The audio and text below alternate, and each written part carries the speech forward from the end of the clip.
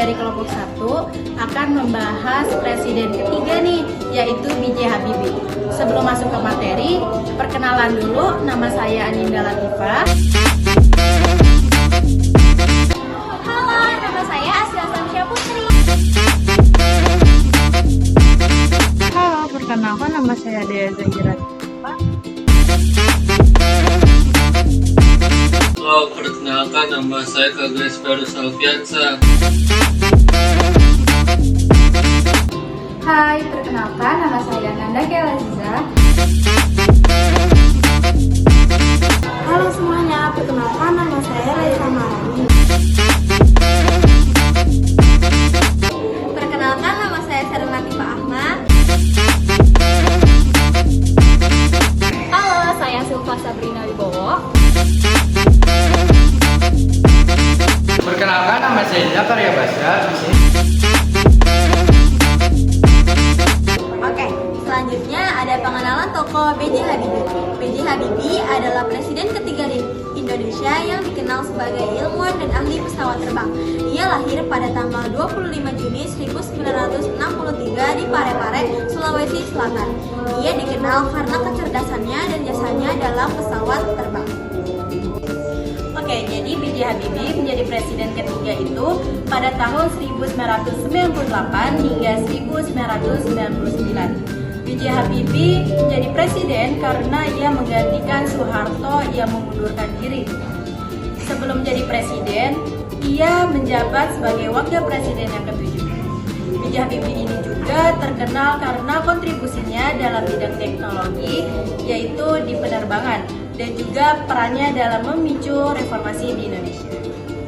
Nah, selanjutnya ada jasa-jasa B.J. Habibie. Yang pertama, ada transisi demokrasi, seperti membebaskan tahanan politik.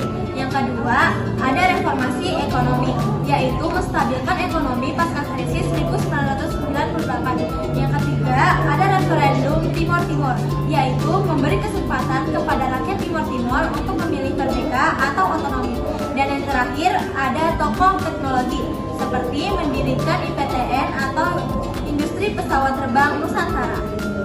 Di sini saya akan menjelaskan jasa-jasa B.J. Habibie selama menjabat sebagai presiden di Indonesia. Yang pertama, membuka era reformasi dan demokratisasi. Yang kedua, mencabut kebebasan pers. Yang ketiga, mengizinkan banyak partai politik baru. Yang keempat, menyelenggarakan referendum kemerdekaan di Timor Timur. Dan yang kelima, menangani krisis ekonomi dan reformasi perbankan. Di sini saya akan menjelaskan tentang politik di zaman B.J. Habibie. Pembebasan tahanan politik. Habibie membebaskan sejumlah tahanan politik dan ditahan di masa Orde Baru, termasuk aktivis pro-demokrasi. Ini saya ingin menceritakan tentang politik di zamannya B.J. Habibie. Politik era B.J. Habibie pada tahun 1998 hingga 1999 menandai transisi ke reformasi dengan membuka kebebasan pers. Nah, membebaskan tahanan politik dan memulai dasar demokrasi seperti pemilu multipartai dan otonomi daerah. Kelebihan B.J. Habibie yang pertama, visioner di bidang teknologi dengan pengembangan pesawat N250 dan industri di bentara nasional. Yang kedua, memimpin transisi reformasi pasca Orde Baru dengan lancar. Yang ketiga, memulihkan kepercayaan internasional terhadap ekonomi Indonesia pasca krisis 1998. Kekurangan B.J. Habibie yang pertama, di akhir kepemimpinannya nilai tukar rupiah kembali meroket. Yang kedua, kegagalan mempertahankan integritas wilayah dengan lepasnya Timor Timur. Yang ketiga, kebijakan yang dilakukan tidak dapat memulihkan perekonomian Indonesia dari krisis 1998. Yang keempat, kurang tegas, walaupun pintar tetapi tak kurang dalam hal memimpin. Selanjutnya, kritik mengenai B.J. Habibie yang dimana masa jabatannya singkat dan terbatas.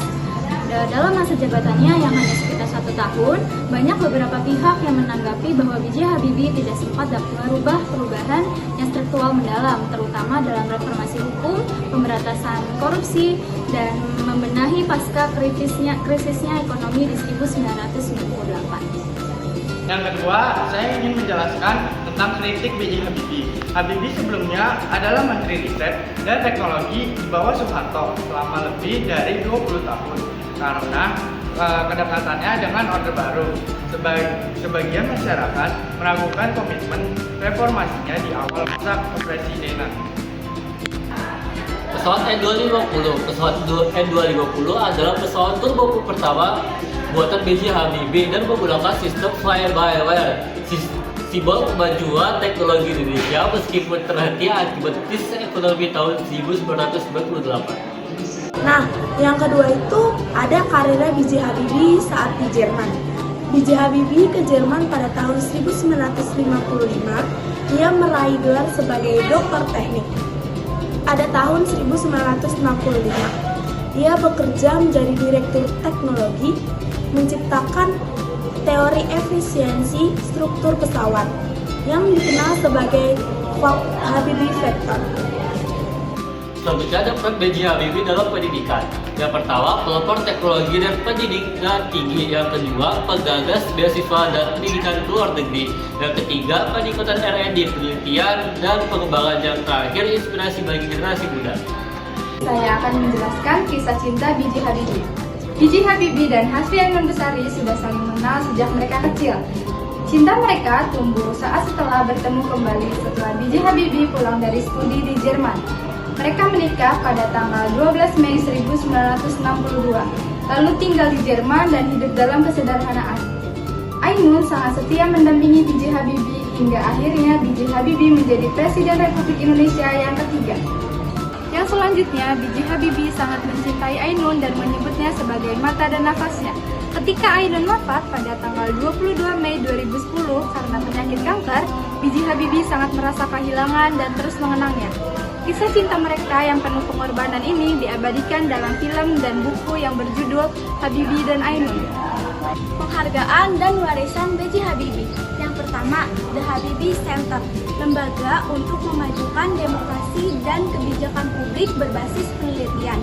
Yang kedua, PTDI atau PT Dirgantara Indonesia yang didirikan oleh B.J. Habibie untuk memajukan penerbangan di Indonesia.